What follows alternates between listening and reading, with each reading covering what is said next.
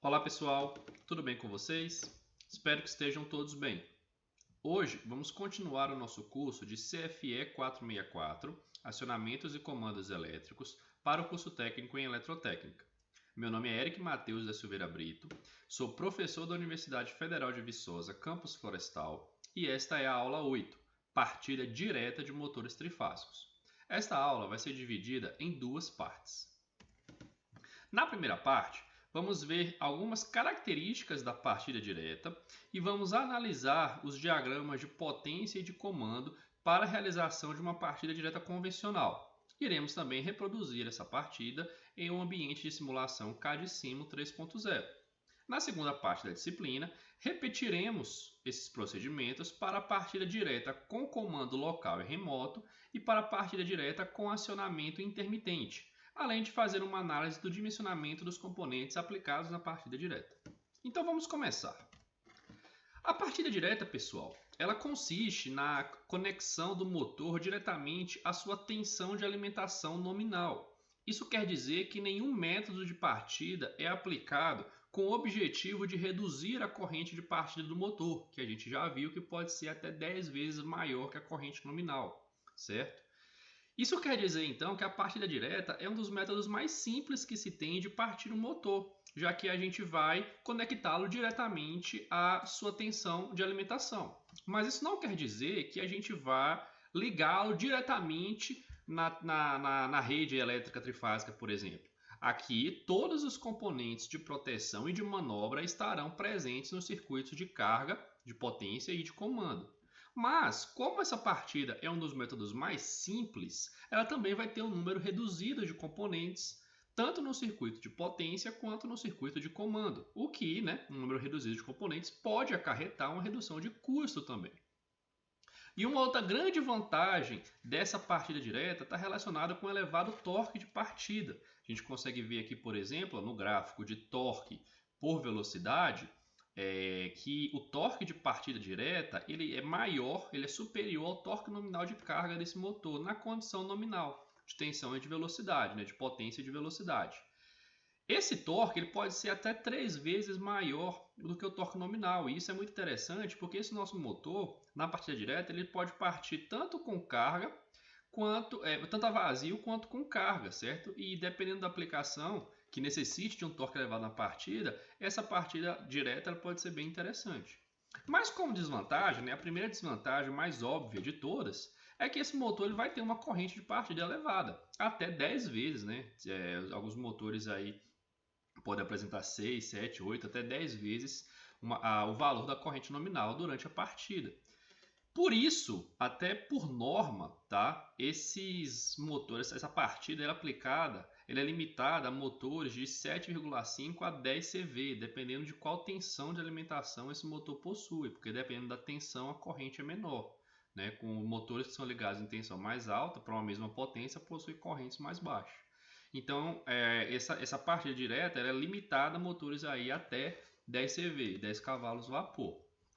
E outra desvantagem desse método é que, apesar de ele possuir um número reduzido de componentes, esses componentes são mais robustos, eles têm que suportar uma corrente maior, por causa dessa corrente de partida direta, em alguns casos. Então, isso também pode acarretar uma elevação de custo, ok?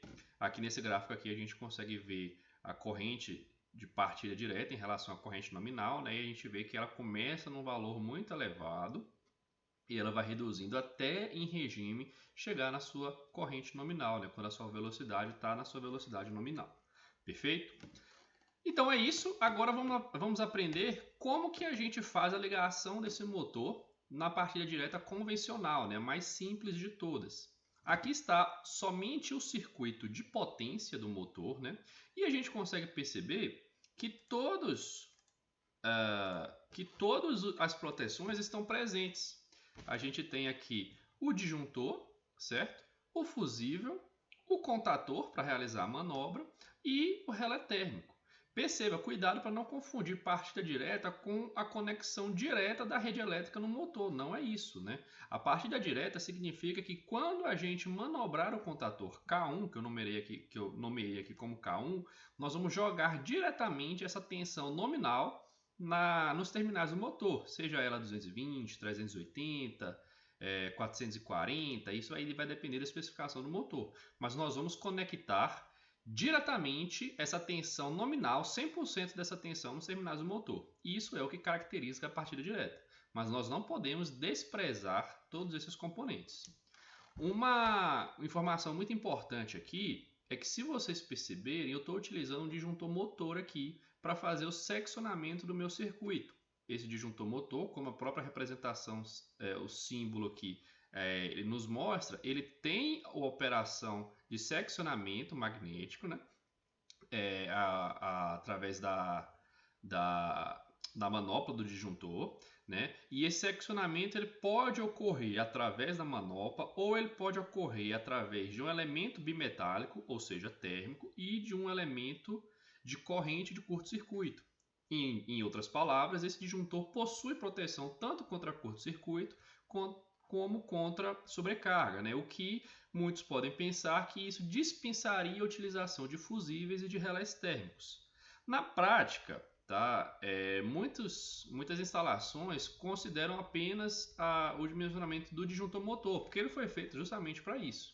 Mas por vias de aprendizado aqui, né, de fixação do conteúdo, nós colocaremos todas as proteções do nosso circuito, tanto o seccionador, quanto o fusível, quanto o relé térmico, ok?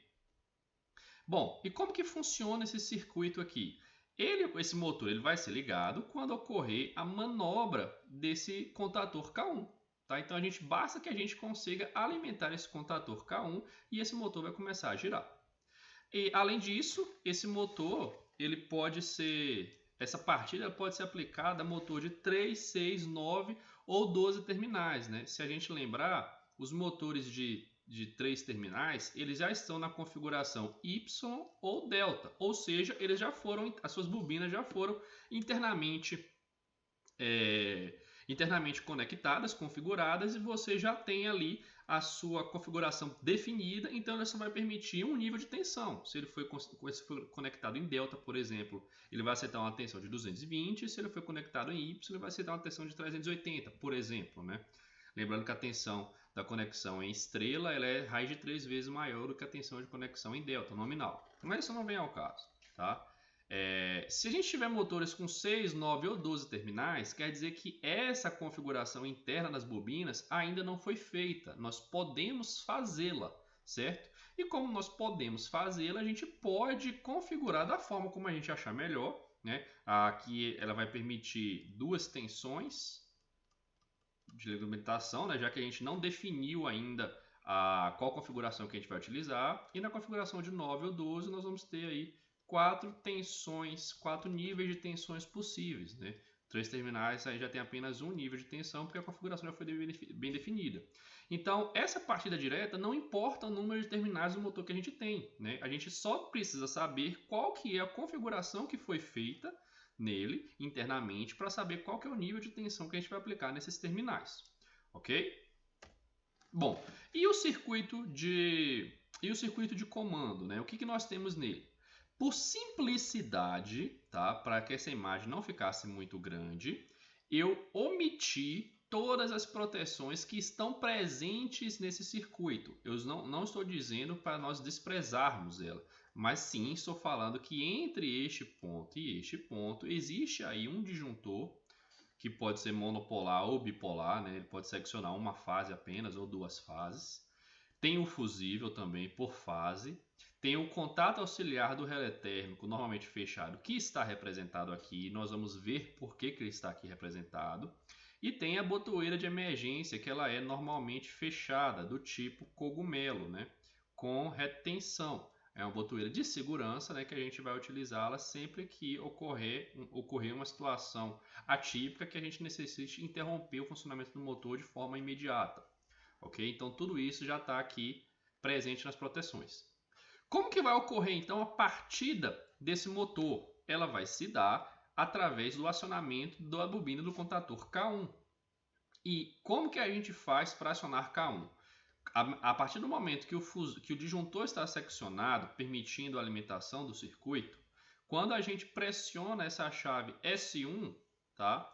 S1 ele vai permitir uma corrente circulando nesse circuito que vai alimentar essa bobina, ok? Quando a gente solta S1, o contato K1 ele faz o selo da botoeira S1 e o motor permanece em movimento. Então aqui a gente tem um selo simples indicando que esse nosso motor vai funcionar mesmo quando a gente solte esse botão S1 que foi utilizado para partir o motor. Como que esse motor, uma vez em movimento, né, uma vez selado essa botoeira S1, como que a gente interrompe o funcionamento desse motor? Através da chave S0.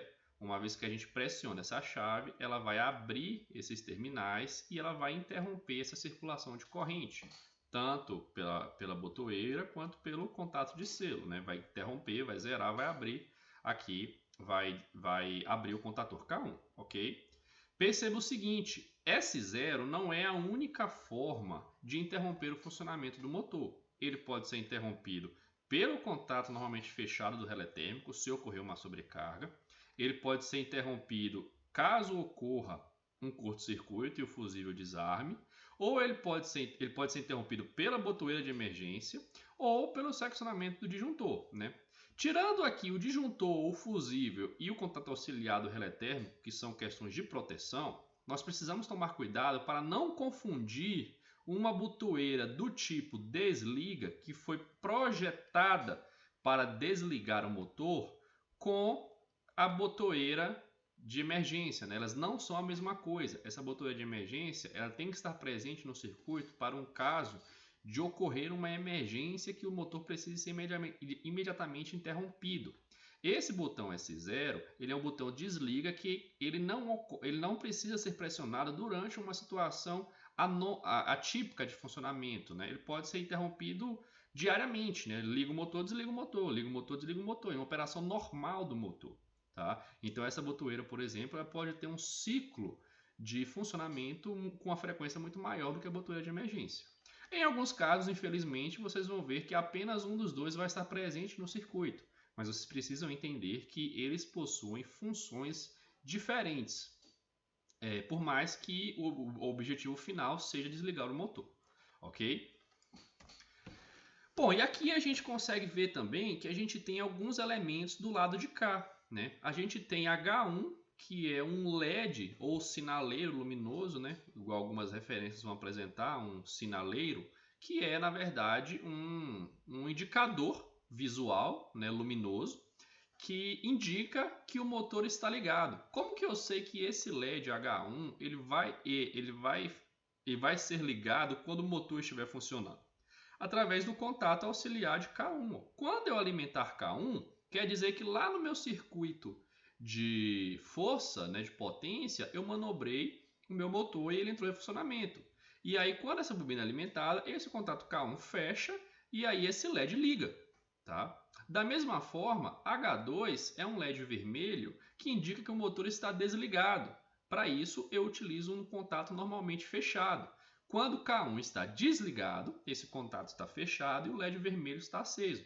Quando eu ligo a bobina desse contator, esse contato normalmente fechado abre e esse LED apaga, ok? Perceba aqui que eu estou utilizando 3 contatos auxiliares de K1. 13 e 14, porque é o primeiro contato normalmente aberto. O segundo, 23 e 24, porque é o segundo contato normalmente aberto. E o terceiro, 31 e 32, porque é o terceiro contato normalmente fechado. Por fim, eu tenho aqui um outro sinalizador, agora dessa vez sonoro, que é uma buzina, que vai chamar a atenção do operador, ela vai indicar que houve uma sobrecarga no motor. Tá? Essa sobrecarga eu consigo fazer isso através do contato normalmente aberto do relé térmico. Perceba que o contato normalmente fechado do relé térmico está aqui para interromper a alimentação da bobina. Vale lembrar que o relé térmico não desliga automaticamente o circuito de carga. Ele vai aqui abrir esse contato e esse contato vai interromper a bobina. Quando o relé térmico é acionado através do princípio bimetálico, das lâminas bimetálicas, lá no circuito de força, esse contato abre, então a energia para de descer por aqui e esse contato fecha. Então a corrente, ela passa a circular uma corrente por aqui que vai acionar essa buzina. Por isso que eu peguei essa derivação nesse ponto aqui, ó. Se eu tivesse pegado essa derivação nesse ponto, como é esse cara aqui, durante uma sobrecarga, ele abriu, eu não conseguiria ligar essa sirene, porque não tem corrente passando nesse ponto aqui, ó. Essa corrente é zero, porque esse cara está aberto. Então eu preciso pegar essa derivação acima do contato auxiliar, normalmente fechado, do relé térmico. Entenderam? Agora tem uma outra questão aqui que eu gostaria que vocês refletissem um pouco. Por que essas sinalizações de motor ligado, motor desligado e do relé do contato aqui do motor ligado, do motor desligado, eu não utilizei esses LEDs em série ou em paralelo com essa bobina, né? Por que eu não coloquei esse LED, por exemplo, aqui, né? O LED que liga, por exemplo? Por que eu não coloquei esse LED verde H1 em série com essa bobina, ou não coloquei ele diretamente em paralelo aqui, né? Já que toda vez que eu aciono essa bobina, eu quero acionar esse LED. Por que ele não está aqui? Pensem um pouquinho, reflitam aí, pausem o vídeo e eu já dou a resposta. Bom, pessoal, espero que vocês tenham pausado o vídeo, né? E se vocês não conseguiram pensar, a resposta é simples. Primeiramente, por que esses dois caras não são ligados em série, tá? A gente tem aqui, vamos supor, uma bobina com um LED ligados aqui no neutro, por exemplo, né? E aqui tem a fase, digamos assim, né? E tem uma corrente descendo. Quanto de tensão eu tenho aqui entre essa fase e esse neutro? Vamos supor que eu tenha 127 volts. Essa bobina, ela foi dimensionada, é uma bobina, né, para 127. Ou seja, ela vai funcionar quando tiver uma tensão de 127. E esse LED, ele também foi dimensionado para 127 volts. Isso quer dizer que se eu coloco os dois em série, eu preciso de uma tensão de alimentação aqui para eles funcionarem adequadamente, né, de 254 volts. E eu não tenho essa tensão. Acontece que se a gente liga esses dois caras em série, eles vão dividir a tensão de alimentação do meu circuito. E não foi assim que eles foram projetados. Então eu não posso fazer a ligação deles em série, porque eu vou dividir a tensão. E por que eu não posso fazer a alimentação deles em paralelo? É por uma questão de segurança, tá? Vamos supor que a bobina do meu contator estrague, queime, se danifique, tá? Se eu coloco ele em paralelo, quando chegar uma corrente aqui, essa bobina vai estar queimada, ela não vai gerar campo magnético, não vai induzir uma força magnética que vai puxar os contatos para baixo e com isso comutar os contatos. Então, se eu ligo em paralelo, essa bobina não vai fechar o contato, mas o LED vai estar ligado. Ou seja, o meu motor ele não foi acionado, tá? Porque a minha bobina está queimada, ela não puxou os contatos de força para baixo, mas o meu LED está verde, está indicando que o meu motor está funcionando. Então isso pode causar uma interpretação errônea do operador, achando que o motor está funcionando, mas ele não está. Ok? O correto, então, é que a gente utilize os contatos, normalmente aberto, normalmente fechado, para essa indicação. Porque quando essa bobina for devidamente alimentada, ela vai puxar aquela parte móvel para baixo, vai comutar os contatos, né? Vai abrir ou vai fechar os contatos, e aí sim, se tiver indicação verde ou vermelha, a gente vai saber que está funcionando adequadamente. Perfeito? Então não cometam esse erro de ligar diretamente os LEDs em série ou em paralelo com a bobina que está diretamente relacionada com o acionamento desse LED ou dessa buzina. Tá? Vale ressaltar aqui que é uma desvantagem muito grande, né, que a gente perde contatos auxiliares. A gente sabe que contatos auxiliares são preciosos, já que o número deles normalmente não é elevado. Um contator vai ter 1, 2, no máximo 4 contatos. Mas se for interessante utilizar essa sinalização, tem que ser feita da forma correta. Perfeito? Bom, pessoal, então agora nós vamos ver esse funcionamento no CAD-CIMO, tá? Nós vamos estudar essa partida diretamente no nosso software CAD-CIMO. Bom, pessoal, aqui está os nossos dois diagramas, certo? Para a gente ganhar um pouco de tempo de aula, eu já montei eles, então nós vamos avaliar aqui, mas eu recomendo que vocês em casa tentem reproduzir essa simulação, perfeito? Então aqui, Nós temos uma rede trifásica, L1, L2, L3. Coloquei até aqui o proteção elétrica também, né, o fio terra aqui. E aqui a gente vamos analisar primeiro o circuito de potência, né? A gente tem um disjuntor Q1, o banco de fusíveis trifásicos F1, o meu contator K1, que é responsável por manobrar o motor, e o meu relé térmico F3, certo? Que está fisicamente acoplado a esse contator K1. Do lado de cá, do circuito de comando, percebam que eu aproveitei uma das fases aqui da minha ligação trifásica. Estou passando aqui por um disjuntor unipolar, né? Ele está passando aqui somente por essa fase. Ele tem proteções também contra curto-circuito e sobrecarga. Um fusível. A minha botoeira de emergência tipo cogumelo, essa botoeira tem trava, tá? Ela não é uma botoeira sem retenção, igual, por exemplo, são as que a gente vai utilizar no nosso acionamento. O contato auxiliar do relé térmico 95-96, normalmente fechado. Então, tudo isso aqui faz parte da proteção. Até então, eu não comecei nada com minha lógica de contatos para fazer o acionamento da minha partida direta. Agora, nós vamos ver a nossa lógica de contato. Nós temos aqui o botão S0, responsável por desligar o motor, quebrar o selo. O botão S1, responsável por ligar o motor. O contato auxiliar 13 e 14 de K1, responsável pelo selo do botão S1. E aqui as indicações luminosas e sonoras, o H1, o H2 e o H3. O H1 é o LED verde, que indica que o motor está funcionando. O H2 é o LED vermelho, que indica que o motor está desligado. E o H3 aqui é uma buzina, que indica que houve sobrecarga. Tá? Então, vamos ver esse circuito funcionando aqui na prática. Eu vou tirar um pouco do zoom aqui, né, que vai facilitar a nossa visualização. Vou descer aqui também, para a gente conseguir enxergar tudo. Okay? E aqui percebam, só no final, que essa minha bobina, eu conectei a extremidade de baixo dela no neutro. Né? Quer dizer que eu estou alimentando ela, por exemplo, com 127 volts. Tá? Fase neutro. Poderia ser fase-fase, eu poderia pegar esse cara e subir e ligar no L12 ou no L3, por exemplo. Mas aqui eu optei por um fase neutro também. Isso tudo vai depender da aplicação de vocês.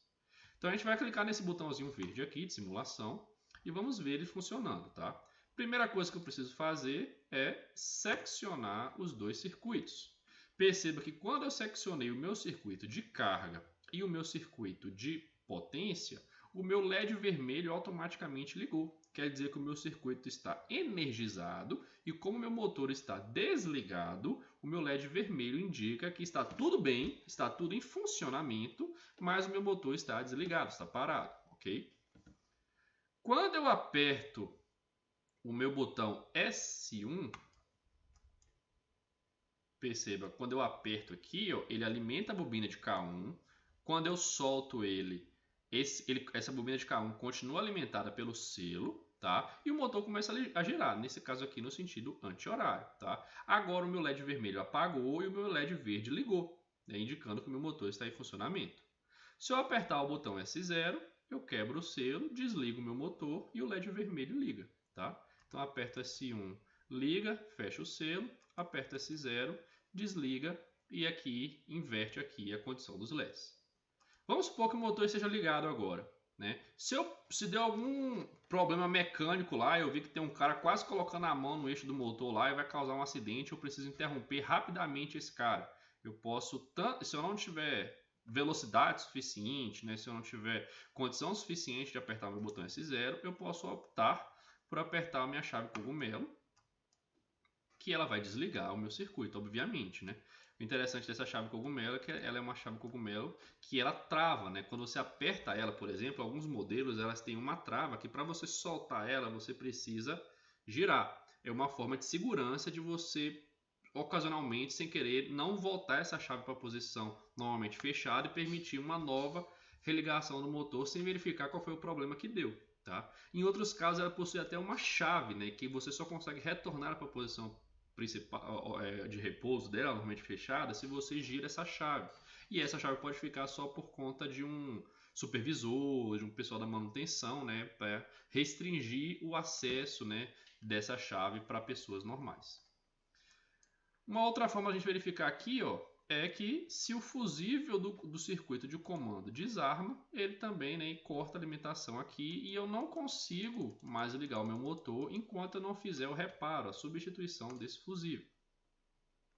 Por fim, né, a gente consegue perceber aqui, ó, que se o meu fusível do circuito de potência é desarmado, eu vou interromper o funcionamento do meu motor, mas o meu LED verde não vai apagar, porque esse fusível não tem interface com o circuito de potência, de comando. Tá? O meu contator K1 continua fechado, então o operador ele vai ver que o painel de controle dele está indicando o funcionamento do motor, mas o motor não está girando por algum motivo, então ele já vai lá de cara dar uma olhada ou no disjuntor ou no banco de fusíveis dele.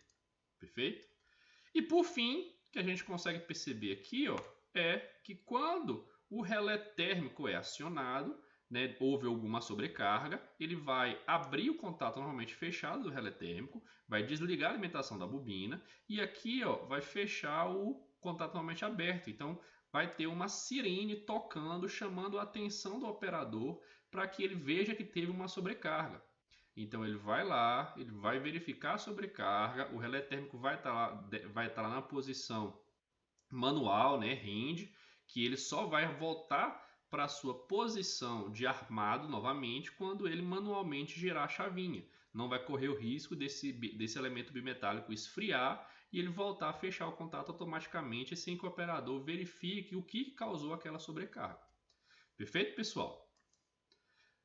Bom, então espero que vocês tenham entendido essa partida direta convencional aqui, certo? A questão das indicações luminosas e sonoras, o selo, as proteções.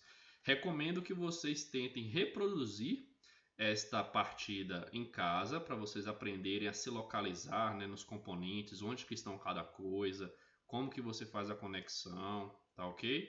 E nos vemos na parte 2 desta aula.